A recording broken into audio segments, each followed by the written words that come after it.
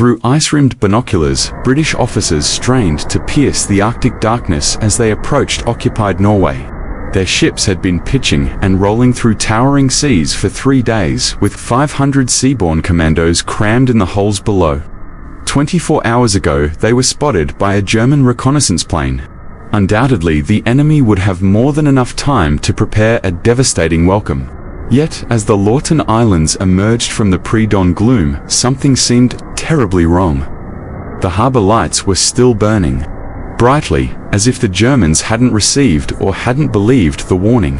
It almost seemed too good to be true. Maybe it was. Either these commandos were sailing straight into a trap, or they really were about to pull off the perfect surprise attack. In late 1940, the momentum of World War II lay firmly with Nazi Germany. Though the RAF had successfully put Hitler's invasion plans on ice at the Battle of Britain, the Wehrmacht occupied most of Europe. U-boats were wreaking havoc in the Atlantic, and the British Army was still recovering from its evacuation at Dunkirk. Prime Minister Winston Churchill knew that if the Allies were to turn the tide of the war, it would require more than simply defending Britain's shores.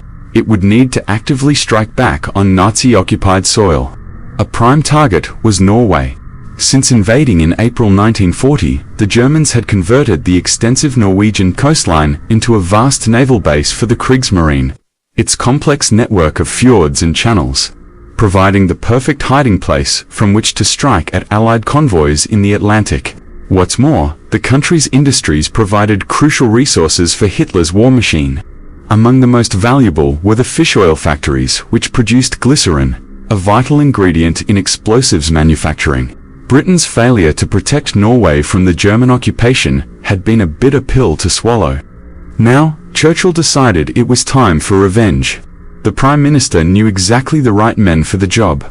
In June, he had issued a directive calling for the creation of a new elite unit specialized in attacking occupied coastlines, comprised of specially trained troops of the Hunter class, who can develop a reign of terror along these coasts. Taking their name from the Boer Commando guerrilla militias the British Empire had faced in South Africa at the turn of the 20th century, the 2,000 volunteers from across the armed forces who made up these new commandos would also adopt their tactics, which British strategist Lieutenant Colonel Dudley Clark described as hit sharp and quick then, run to fight another day. By early 1941, plans were underway for No. 3 and No. 4 Commando to carry out the first large-scale raid on occupied Norway, Operation Claymore. Their target would be the Lofoten Islands, around 900 miles from Britain, located above the Arctic Circle. This archipelago was home to numerous fish oil processing plants, which also meant it was a constant hotspot of German shipping activity. Yet the mission's objective was not just to deal a blow to the Third Reich's supply network by destroying the factories and vessels. It was to demonstrate that Britain could and would strike at will anywhere along Hitler's supposedly impregnable coastline. On February 21st, the task force assembled at Scapa. 5 destroyers of the 6th Destroyer Flotilla HMS Somali, Pudu, Tarrant, Eskimo, and Legion would escort to newly converted infantry landing ships, HMS Queen Emma and Princess Beatrix. On board would be 500 commandos, a detachment of Royal Engineers for demolition work, and 52 Norwegian sailors who could play a key role as guides and interpreters. Under the command of Rear Admiral Lewis E. H. Hamilton, the flotilla first sailed to the Lofoten Islands for final training. However, by now, naval planners had identified a serious challenge. The shallow waters around the Lofoten Islands meant the destroyers wouldn't be able to approach closer than a mile to shore.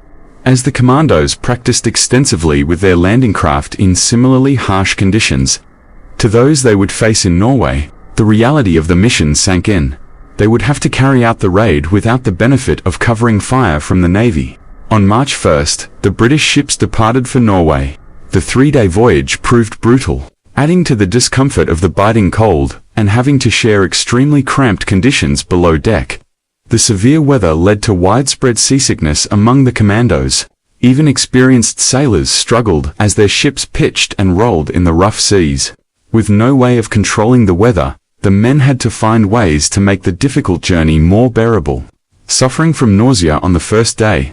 The officer in charge of No. 3 Commando, Brigadier Lord Lovett, was reportedly told by his ship's captain to drink a bottle of beer each morning, plus cheese and pickled onions. This remedy was said to have been effective, but the British force would soon have a more serious problem to worry about: the emergence of a Luftwaffe reconnaissance aircraft overhead.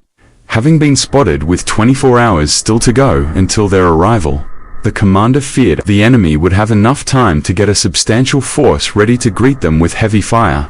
The men braced themselves for the German welcome party, and it looked like things might get ugly. As they steadily approached the Lofoten Islands in the early hours of March 4th, the ship officers peered through their binoculars to see if they could detect the scale of the German defenses. To their amazement, they saw the harbor lights burning brightly, a sure indication that the enemy was unaware of their imminent arrival. Whether the reconnaissance report had failed to get through to the commanders of the German forces in the area, whether they hadn't believed that British vessels would be involved in a raid on the islands, or whether there simply weren't enough troops available nearby to make resistance worthwhile, the situation looked far more promising for the Commandos than they had first thought. At 6:45 a.m., the landings began from Queen Emma and Princess Beatrix. Landing craft carried the assault teams towards 4 separate targets: Stamsand, Henningsvær, Svolvær, and Bredis. Lieutenant H.J.C. George, the operations senior landing officer who had sailed from New Zealand specifically to join the war effort, later described the harsh conditions, saying it was terribly cold, 4 feet of snow down to the water's edge, and the spray froze on everything, icicles all around one's tin hat. The frozen sea spray on the ramps of the landing craft made them extremely slippery, making disembarking far more dangerous than it had been in training exercises. Nevertheless, within 5 minutes, the entire commando team had made it onto the shore. The force's arrival was not completely unopposed. Lurking nearby, the German armed trawler Krebs sprang into action, launching an attack on the destroyer HMS Somali. However, after firing 4 rounds, it was swiftly dispatched. The sinking of Krebs yielded an interesting and unexpected bonus. In the vessel's final moments, its commander, Lieutenant Hans Kupfinger, managed to throw his Enigma coding machine overboard in a desperate bid to prevent the Whipselies from getting the chance to study the key to German secret communications. However, before he could dispose of the Enigma spare rotor wheels and codebooks, British forces boarded the sinking ship and recovered the crucial items. With Krebs dealt with, Somali and her fellow destroyers were free to turn their sights on the German supply ships in the harbor, which they began sinking through naval gunfire and demolition charges. They sank 18,000 tons of enemy shipping. Among the enemy vessels sent to the seabed were Hauer, Eleanor, Renando, Grotto, and Baron Scholt. Meanwhile, the commandos made their way inland. Some locals, seeing uniformed men in the streets, initially assumed it was some kind of German training exercise, but as they realized these were Allied forces, the Norwegian civilians demonstrated their support, even providing hot vats of coffee for the raiders. Soon, the commandos began systematically blowing up the German control facilities in the vicinity. The British were worried that their destruction of Norwegian property would be controversial, but Captain Martin Linge, one of the 4 Norwegian officers participating in the raid, had already addressed such concerns with characteristic directness, saying, "If they are loyal Norwegians, they will take it well. If not, it really doesn't matter." The Lofoten cod boiling plant was quickly demolished. 2 factories at Henningsvær and 13 at Svolvær were reduced to rubble. In total, the raiders destroyed 11 fish oil facilities and set 800,000 gallons of oil ablaze. Columns of thick black smoke rose thousands of feet into the Arctic air, visible for miles across the frozen fjords. As the raids progressed, the commandos even found time for audacious gestures of defiance. From the telegraph office at Stamson, Lieutenant R.L. Willis sent a telegram addressed to 1A Hitler of Berlin. His message to the Führer was pointedly sarcastic, quoting, "You said in your last speech, German troops would meet the British wherever they landed. Where are your troops?" Yet the mockery of Hitler's exaggerated boasts about the strength of his Atlantic wall didn't end there. Lord Lovett, leader of No. 4 Commando, took some of his men to a nearby seaplane base. traveling there on a local bus to flaunt the ease with which they were able to move around the island. The base commander, unable to do anything to stop them, later complained that this constituted what he described as unwarlike behavior, and even reported the incident to Hitler himself. The Commandos weren't the only ones engaging in mischievous antics. When the celebrating British raised their flag, some local children seized the opportunity to snatch it as a souvenir, and their alarmed parents, fearing Nazi informants, were forced to hide the flag under a stone fence in Vest for the remainder of the war. Even possessing such an item could bring severe punishment, and today, the flag hangs in the Lofoten War Memorial Museum. Within a few hours, the missions on the islands were complete. By 1 p.m., both landing ships had re-embarked all their forces and begun heading for home. Joined by 276 prisoners, 216 Germans and 60 Norwegian quislings and 314 Norwegian volunteers eager to join the Free Norwegian forces, including 8 women. Lieutenant George remarked on the unusual situation with amazement, commenting, "Fancy women on board a warship in action." The ships were even able to provide a ride back to Britain for an English pharmacy manager who had been stuck in Norway since the German occupation. The success of the raid lifted spirits back home, after landing in Scapa Flow in Scotland. Chief Petty Officer Robert Meadows was approached by an eager local reporter seeking details. Finding the pubs closed, the journalist took Meadows to a restaurant and bought 2 tumblers to be filled with tea without milk, as the closest visual substitute for a beer. And a few days later, Meadows's photograph appeared in local papers with the caption, "And here's a sailor having a welcome drink after returning from the successful Lofoten operation." Meanwhile, Churchill quickly hailed the mission as a great success, offering the men congratulations on a very satisfactory operation. Back in occupied Norway, the consequences were far more complex. The Germans, enraged by both the destruction and the warm welcome the attackers had received from locals, launched brutal reprisals. Houses were burned and families of those who had fled were beaten and jailed, with 64 Lofoten Islanders becoming the first inmates of the infamous Greenie prison camp near Oslo. Hitler himself was particularly incensed by the raid. Fully aware of just how important Norway was to his plans and describing the country as a zone of destiny, he ordered the construction of 160 new coastal forts and the deployment of tens of thousands of additional troops.